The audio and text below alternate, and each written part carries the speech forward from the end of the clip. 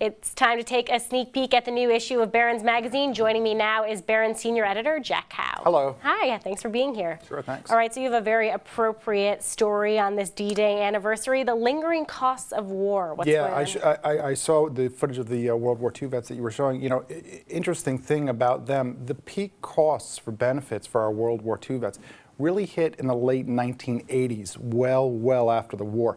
And what we're looking at this week are the lingering health care benefits, disability costs for our veterans returning from Iraq and Afghanistan. And the costs are really profound, and they're large enough where it's really a threat to crowd out some of the other defense spending and some of the opportunities for revenues by these defense companies. And that's what we're looking at here. I mean, one person tells us that the present value of the future benefits for Iraq and Afghanistan veterans, $700 to $900 billion. When you look at that per soldier, it's about $300,000 per soldier in the present value of those costs.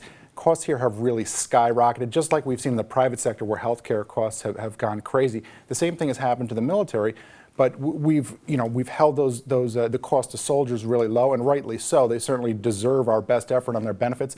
But this is really a big issue that the federal government's going to have to come to terms with. And of course, you're going to have to pick up the magazine to see which defense stocks might be under some pressure there. Let's go on to the next story you have for us. Not a lot of market volatility right now. It seems like that's a good thing. You're actually a little worried about it.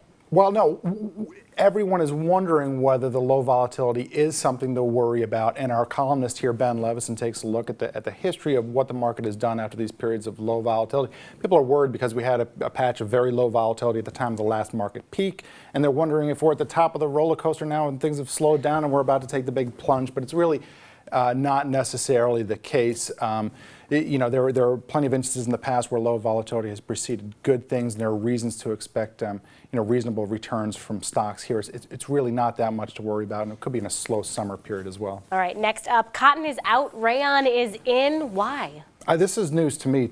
This year, 2014, will be the first year that the U.S. imports more clothing made with synthetic fibers than cotton. You know, cotton prices have been high for a long time, and so manufacturers have switched to things like polyester and rayon, and that used to be the stuff of bad suits in the past. But nowadays, people are wearing more athletic clothes that have these fibers that wick and so forth. And so people aren't wearing the tighty whities anymore. They want to wear the stretchy, athletic stuff. And so, it could be trouble ahead for cotton prices here. China's been stockpiling cotton. They're not doing that anymore. U.S. is increasing cotton production. So cotton prices have been high for a long time.